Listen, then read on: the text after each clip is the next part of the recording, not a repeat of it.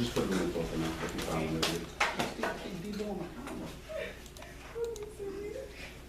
I can sit in the middle, though.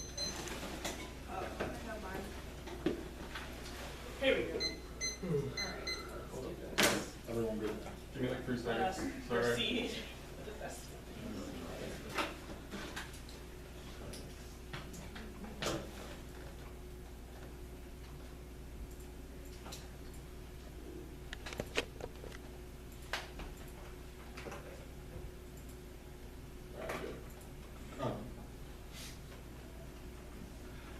Southern trees bear strange fruit, blood on the leaves and blood at the root. Black bodies swinging in the southern breeze, strange fruit hanging from the poplar trees. Pastoral scene of the gallant south, the bulging eyes and the twisted mouth. Scent the magnolia sweet and fresh, and the sudden smell of burning flesh. Here is the fruit for the crows to pluck, for the rain to gather, for the wind to suck, for the sun to rock, for the trees to drop. Here's a strange and bitter crop.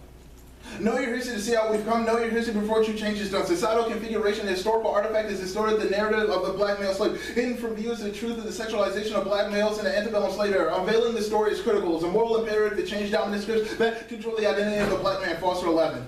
It's like that men sexually assaulted by both white men and white women, including outright physical, penetrative assault, forced reproduction, and sexual coercion and manipulation and psychic abuse, and slavery movements documented relatively more instances of such abuse than did previous eras of rape of slave men has gone unacknowledged because of the tendency to define rape along gender lines, making both victims and perpetrators reluctant to discuss male rape. Defining sexual assault along gender lines has obscured our ability to recognize the climate of terror and the physical and mental sexual abuse that enslaved black men also endured. And of particular importance to the historical record was a white fascination with the black phallus. Foundations of enslavement and treatment of black male slaves were a means of social control. That which was envied, feared, and admired became the reasoning for hierarchical subjugation of black men. Everyone wanted the BBC, but only insofar as they could own it. The black man became the symbol of power denied. Physical beauty and perfection now riddled with the scars of the white slave owner's whip. The demonization of the black male has rooted itself in the ideology that the black slave was always already sexual. An erotic beast constantly welcoming the advances of slave owners. This narrative creates a modern script as the black man is rapist, guaranteeing an emotional stratification of black masculinity. Foster 11.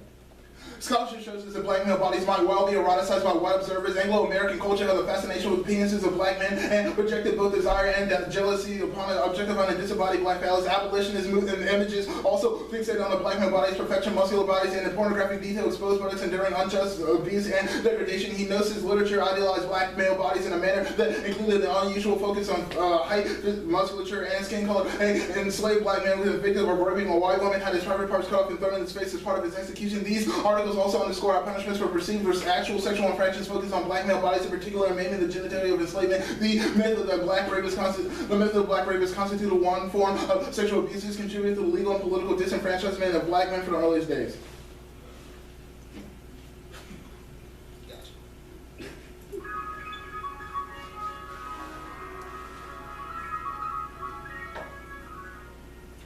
Children, I come back today to tell you the story of the long, dark way that I had to climb, that I had to know, in order that my race might live and grow. Look at my face, dark as the night, yet shining like the sun with love's true light.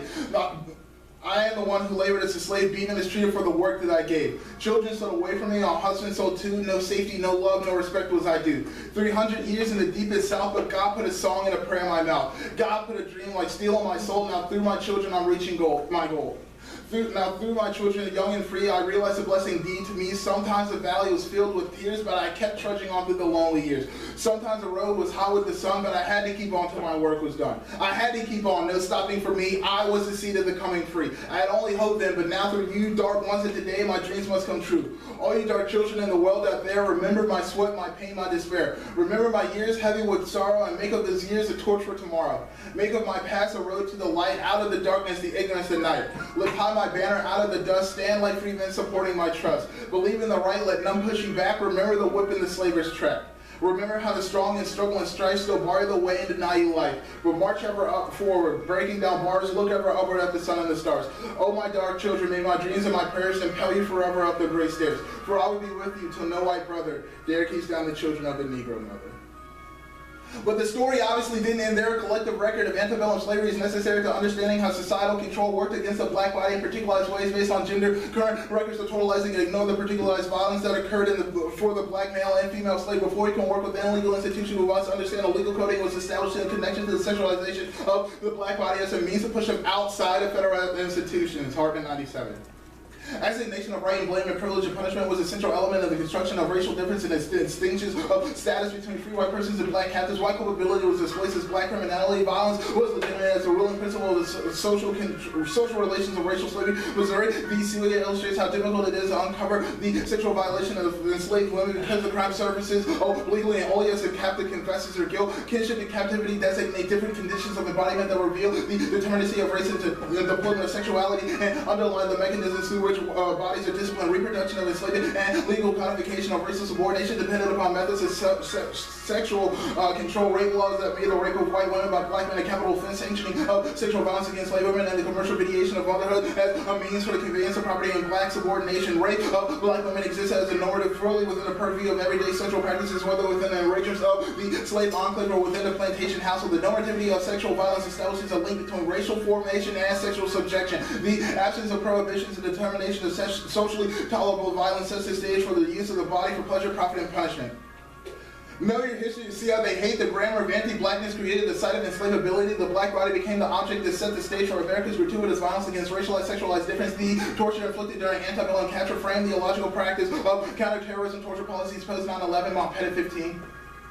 In the wake of 9/11, the U.S. at the highest levels of government ran the risk of setting up a torture regime in violation of international law. What is the value of these carceral practices against the exceptionalism of conceiving of these violence as cruel abuse or human rights violations? The post 9/11 U.S. torture regime speaks to the constitutive role of a certain racial sexual violence in the production of the U.S. social formation, carceral security practices in the Senate torture report, and their underpinning racial sexual grammars of legitimate violence and suffering played a fundamental role in the U.S. state and nation since the earliest days of settlement. The CIA detention and interrogation target Muslims such as was not only shaped by gendered racial sexual grammars of Orientalism, but is informed also by grammars of anti-blackness, capture and enslavement of Africans, and production of the figure of the black body as a site of enslavability and openness to gratuitous violence. Know your history to see what's been done. Modern IR scholarship chooses to act ahistorically, assuming that acting benevolently now eliminates the messed up shit that American greatness is based on. We must cleanse our scholarship by focusing on the past. Only historical analysis can create a rupture in Eurocentric scholarships. Manchetta 14.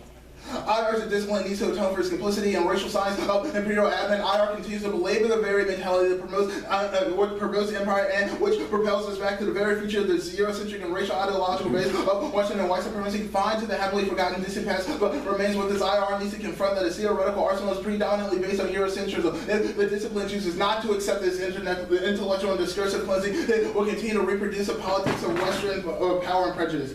Thus, GMU CL advocates for a critical historical analysis that challenges and interrogates scripts of anti-blackness and white supremacy within legal and governmental institutions and the academy itself. This is critical to disrupting the anti-black pedagogy that would otherwise be created by a discussion of military presence and international relations within this realm.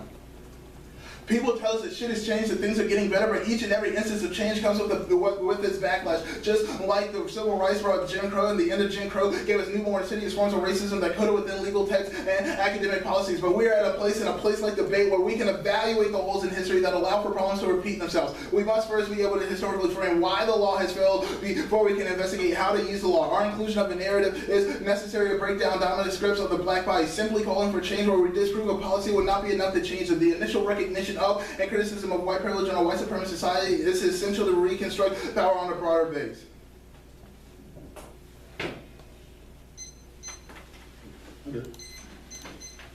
Yo, so first two things. Yep. Why do you read the poem and then the poem at the top that describes the violence of the male body or describes the violence of a body, and then you go down and read the poem of like remembering the history of like the black matriarch?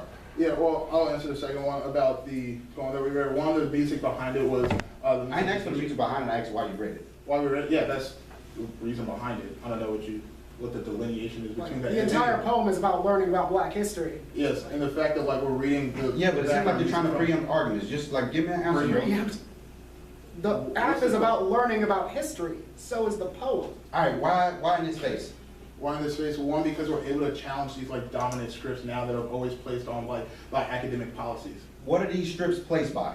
What are these scripts placed by? Like who places on them? Like, no, not who. Like what structure? You are clear and you're 1 AC. Like all of these structure. institutions operate on an anti-black like strategy through like the earliest days. Okay. So where does the history of like the slave come in if you're saying the structure against it is anti-blackness? like one of these institutions in like academia props up anti-black script based on like legal understanding of the subject of blackness. Like the So affirmative don't is you- key. hold on. The affirmative is key as a radical insertion of a narrative that disrupts these foundations of All right. anti-blackness. You done?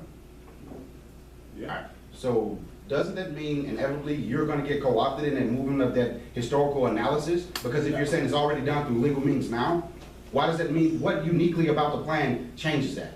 What changes that? Oh, well, do you want to answer? No, if you. Yeah, pretty much what we're arguing is that by doing it in debate, we're a disruption of the academic. What about this space makes it key? Because it allows us to challenge these anti-black structures. What anti-black structure are you challenging right now? The academy, What is the academy? the academy. These academic spaces that have always put like this. So any classroom, this could be done in. No, not this classroom, this institution of one debate and just like broader academic structures. You still confused Like me. In plain terms, what is the academy? the academy, like these academic structures that like always puts like things like. If you within, want like, something academia. super pragmatic like the American educational system. Not something super pragmatic. Your like definition of academy. You're just saying it's this space, this debate. Yeah, this is within the academy. All right, that's right. We're saying that bringing it into this space No doubt, of the that sounds academy good. is important. Then you start to talk about IR relations or like IR scholarships in the sense of they don't care about black people. If that is true, what does that have to do to change that? If they don't care about niggas now, why they gonna care about niggas after the plan? One, the Mount Pettit 15 evidence I think is like really good on this. Pull out a warrant, then. Show me. Pull out a warrant on what? We're saying On that like right 1915. now history is still replicating like these instances of anti-blackness through like its torture policies like post. Yeah, and it works great in conjunction with Manchado, which talks about how IR needs to atone for its complicity in that form of anti-blackness. Okay, no doubt, no doubt. I got you, player. Hold on.